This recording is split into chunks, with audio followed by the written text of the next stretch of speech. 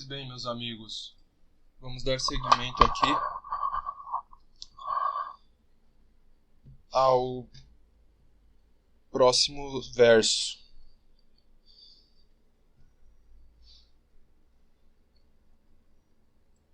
Vamos lá. Como isto disse o Padre poderoso, a cabeça inclinando consentiu no que disse Mavorte valeroso, e néctar sobre todos esparziu, pelo caminho lácteo glorioso, logo cada um dos deuses se partiu, fazendo seus reais acatamentos, pera os determinados aposentos. O que está acontecendo aqui? Aqui a gente está testemunhando o fim do Concílio dos Deuses. Aqui acaba e Júpiter toma a decisão dele com base no testemunho de Mavorte, que é uma outra forma de dizer Marte. Que vocês lembram que na parte anterior Marte chegou e botou uma pressão em Zeus para ele deixar os portugueses chegarem nas Índias, porque ele já tinha dito antes que ia apoiar eles. Então, a partir disso, ele já toma a decisão dele. E néctar sobre todos esparziu. Esparziu espalhou, borrifou. Néctar é a comida dos deuses. Pelo caminho lácteo glorioso, logo cada um dos deuses se partiu. Então ele deu comida para os deuses, alimento, para eles terem força para partir pelos caminhos lácteos gloriosos. Eles foram embora fazendo seus reais acatamentos pelos determinados aposentos. Eles partiram para os determinados aposentos. Aqui está escrito diferente, mas é aposento mesmo, no sentido de aposento. E os reais aposentos é os lugares determinados que eles devem estar, porque cada deus tem que estar em algum lugar, né? Porque que é referente à essência, que se pode chamar, né, dele, ao sentido de ser dele. Enfim, é isso que está dizendo nessa estrofe. Passando para a próxima. Aqui é uma parte bem legal, vocês vão ver. Enquanto isto se passa na formosa casa etérea do Olimpo onipotente, cortava o mar a gente belicosa, já lá da banda do Austro e do Oriente, entre a costa etiópica e a famosa ilha de São Lourenço, e o sol ardente queimava então os deuses que Tifeu com um temor grande em peixes converteu. Então, o que está acontecendo aqui? Enquanto isso se passa na formosa casa etérea do Olimpo onipotente, cortava o mar a gente belicosa, já lá da banda do Austro e do Oriente. O que está acontecendo aqui? Ele está fazendo um gradiente do Olimpo para o mundo dos mortais. Ele está voltando a narrativa para o plano dos mortais. Que aqui, quando começou o Concílio dos Deuses, a gente saiu de onde a gente estava e foi para o Olimpo. Agora, esses 3 versos, ele voltando para a história de Vasco da Gama. Já lá da banda do Austro e do Oriente. Então ele já estava aqui, nessa região. Entre a costa etiópica e a famosa ilha de São Lourenço. Ele já estava aqui, nesse meio, aqui. Aí você pode me dizer, mas aqui não é São Lourenço.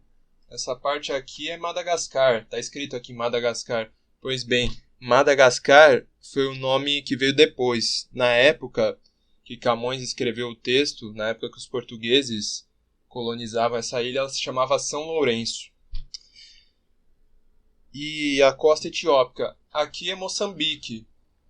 Mas ele chama de Etiópia, mas não é Etiópia. É esse lugar aqui, geograficamente. Por nome, pode ser que na época se chamava Etiópia. Mas o que exatamente ele está narrando é isso. O barco deles passando aqui. Entre a ilha de São Lourenço e o sol ardente. Queimava então os deuses que Tifeu, com o temor grande em peixes, converteu. Aqui eu vou ter que abrir um parênteses para falar sobre mitologia romana. Eu vou abrir 2 parênteses nessa leitura, que vai ser um agora e outro quando a gente for falar de outro deus romano. Mas primeiro falando de Tifeu. Quem é Tifeu? Pois bem,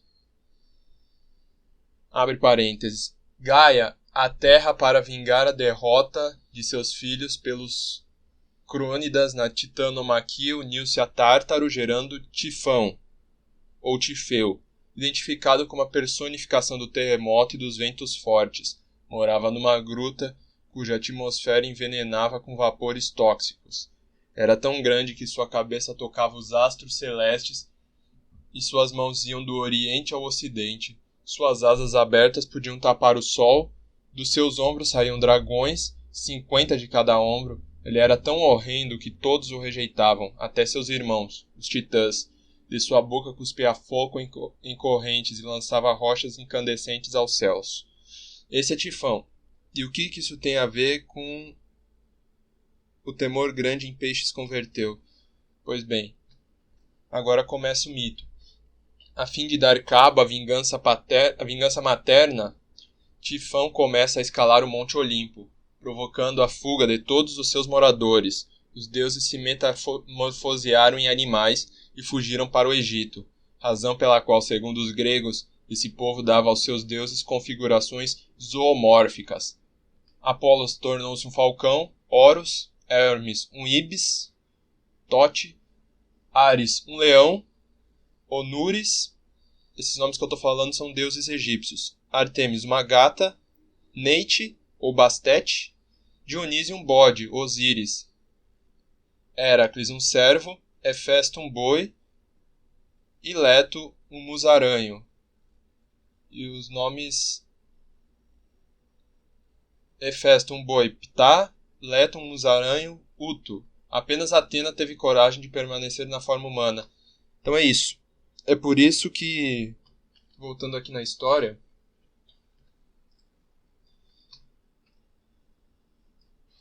eles estavam passando naquele estreito e o sol ardente queimava então os deuses que Tifeu com um temor grande em peixes converteu. Então estava um sol muito intenso e é por isso que ele fala os peixes que eram deuses. Os deuses que Tifeu com o temor grande em peixes converteu. Com o temor que ele gerou nos deuses, os deuses foram transformados em peixes. Bom, próxima estrofe.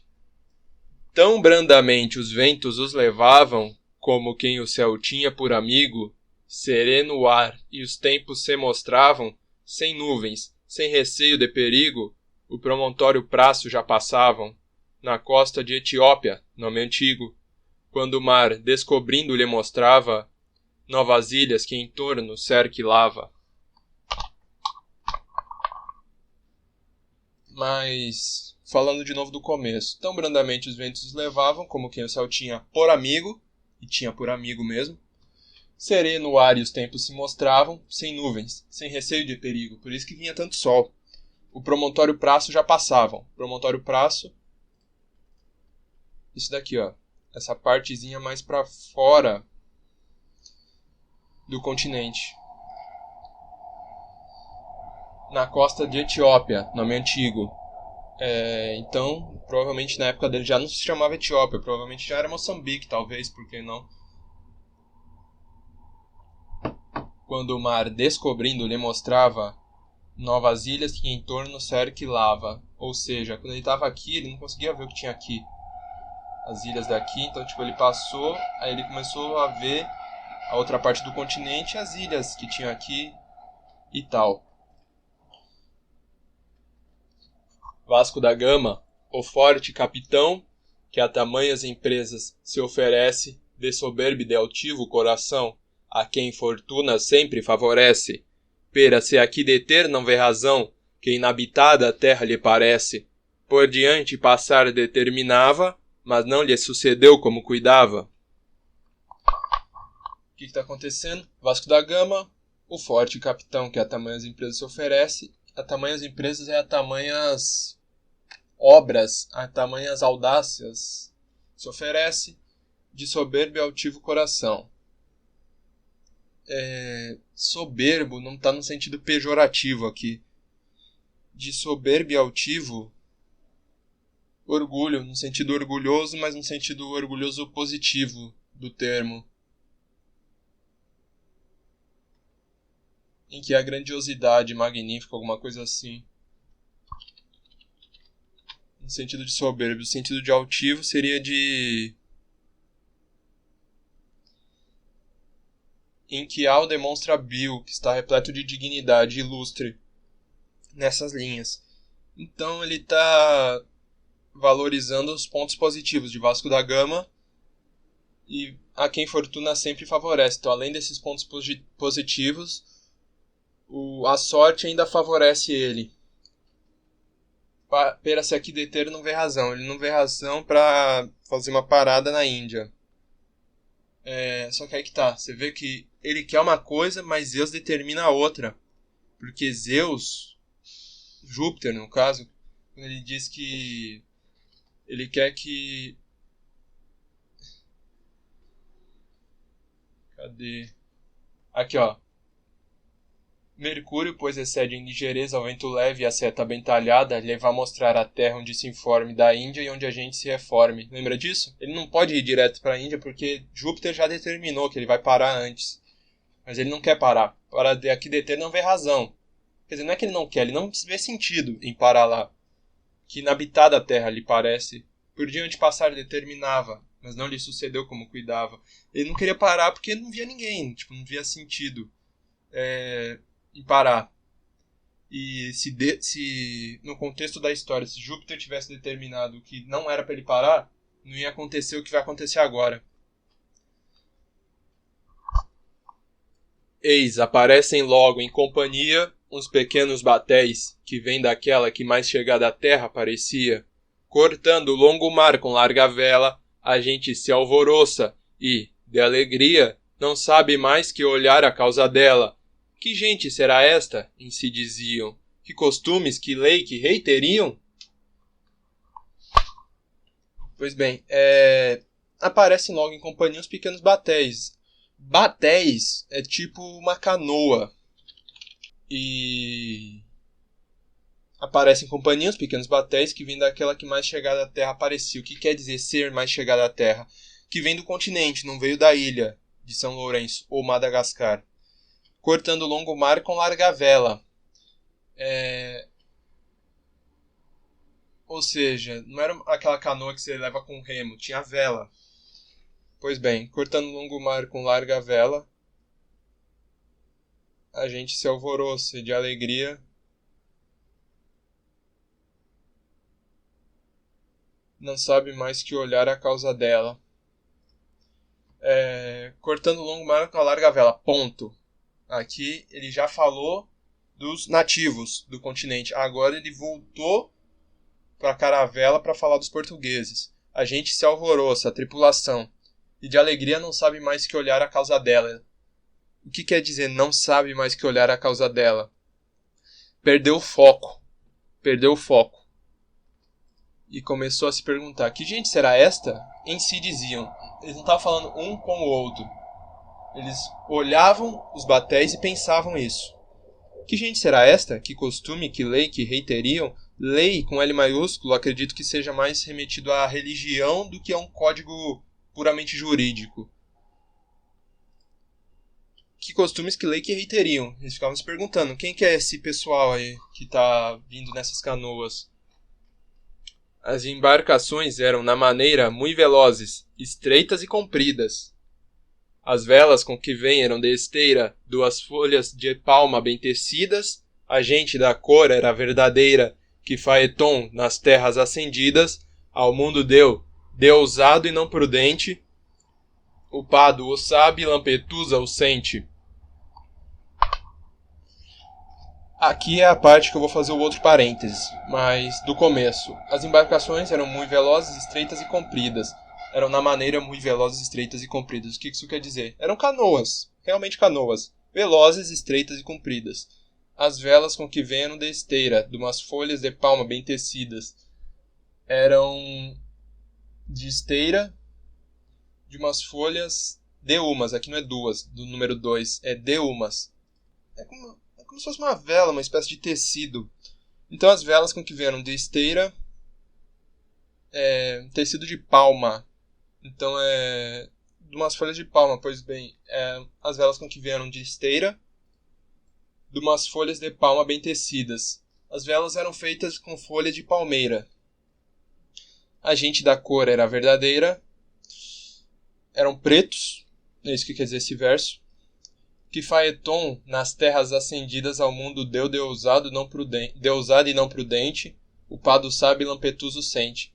Esses 4 versos aqui, eu vou agora abrir o parênteses para explicar. E para explicar isso, eu vou me separar desse texto e trazer de volta a mitologia, a história mitológica. Então, abrindo parênteses. O mito de Faetonte, figura também conhecida como Faeton, apresenta uma daquelas tramas de que todos já teremos ouvido falar, nem que seja de uma forma muito vaga, por isso nada como recordar por aqui nos seus traços mais gerais.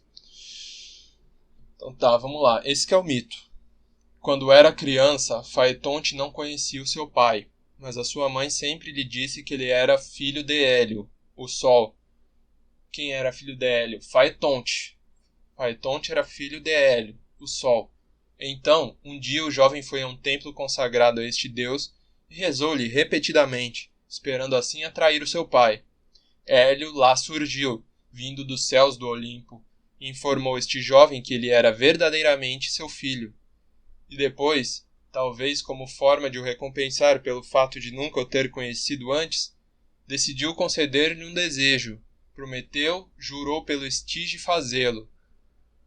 O imprudente filho já sabia o que lhe iria pedir, e então, contra todos os desejos de seu pai, que tentou demovê-lo de um tal pedido, quis apenas uma coisa: conduzir o carro do sol.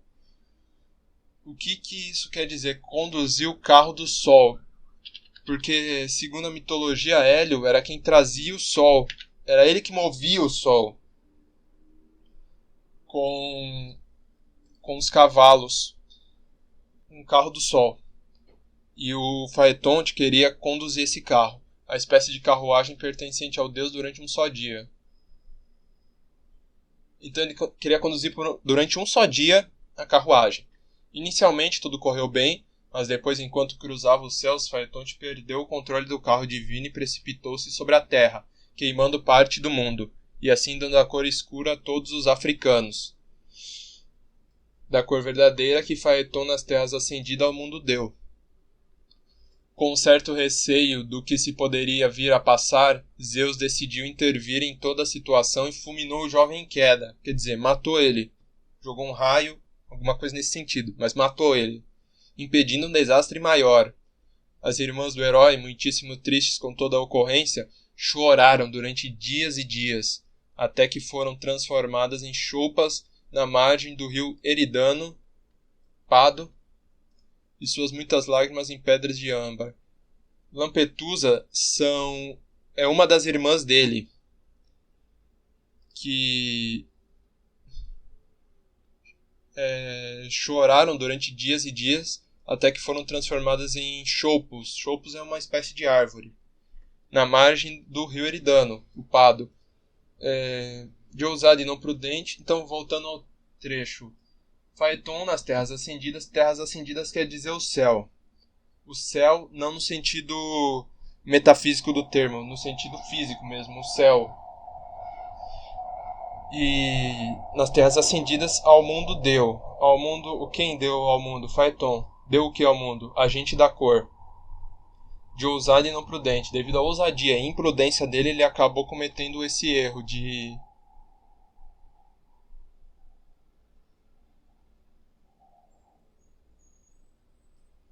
queimar parte do mundo depois de perder o controle do carro que conduzia o sol.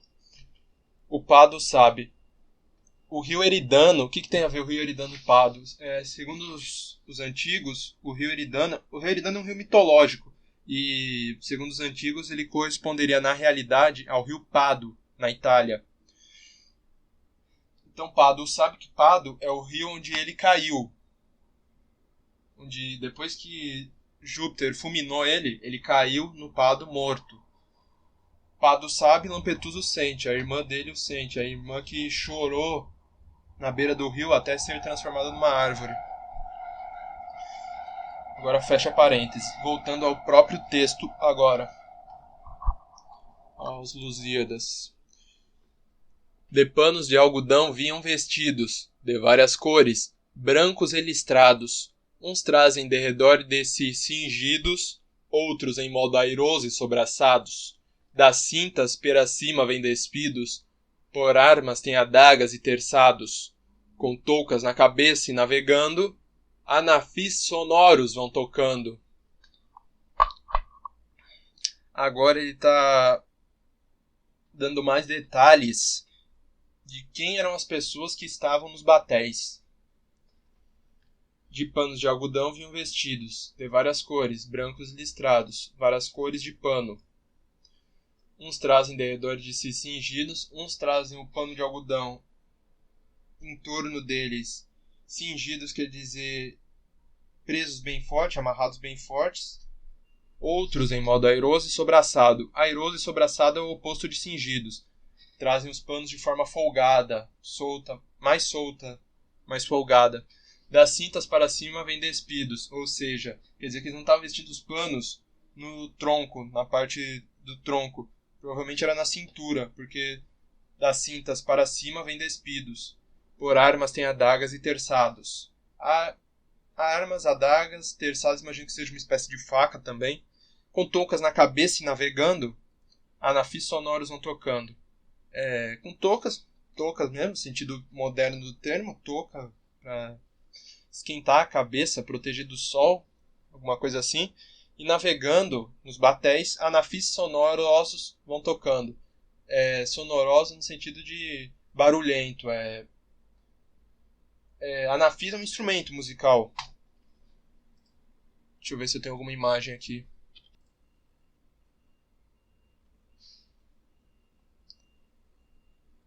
Acredito que seja alguma coisa parecida com isso aqui. Essa cornetinha. Então, eles vão tocando esse instrumento e navegando. Com os panos e com... É isso. Tipo, ele está dando mais adjetivos para as pessoas dentro dos batéis. Com os panos e com os braços acenavam as gentes lusitanas, que esperassem. Mas as proas ligeiras se inclinavam, para que junto às ilhas amainassem. A gente e marinheiros trabalhavam, como se aqui os trabalhos se acabassem. Tomam velas, aimana-se a verga alta, da âncora o mar ferido em cima assalta. Então agora o que está acontecendo? Depois dele identificar e adjetivar, caracterizar as pessoas dentro dos batéis, agora a gente vai para a ação. O que acontece agora? Agora, com os panos, aqueles panos de algodão, e com os braços, eles estavam acenando para os portugueses. Falando para eles esperarem. Então, mas já as proas ligeiras se inclinavam. Então, antes mesmo deles chamarem eles, os portugueses já tinham decidido que iam parar lá, porque eles já estavam curiosos, né? Eles já estavam querendo saber que costumes, que lei, que rei teriam. Então eles já inclinavam as proas para que junto às ilhas amainassem. A gente e marinheiros trabalhavam como se aqui os trabalhos se acabassem. Então trabalhavam de uma certa forma como se fosse a última vez que precisassem trabalhar, como por exemplo, a ideia aqui como se os trabalhos acabassem é tipo, agora a gente só vai fechar aqui tudo e vamos descansar, graças a Deus, tal. Era mais ou menos essa a ideia. O ritmo que estava a situação. Então tomam velas, amainam-se a verga alta, eles desmontam o navio. Da âncora o mar ferido em cima assalta.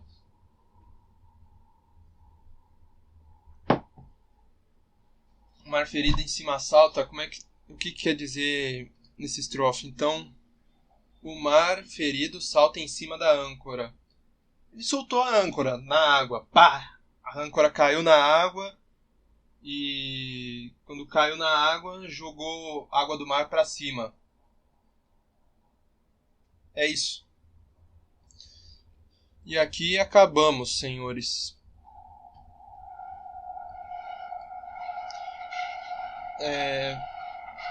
Aqui acabamos o Concílio dos Deuses e agora a narrativa volta para Vasco da Gama. E aí a próxima parte a gente vai ver o que é que foi. Porque agora ele decidiu, não, eu vou parar aqui e vou conversar com essas pessoas. E nas próximas estrofes a gente vai ver o que vai se dar desse contato.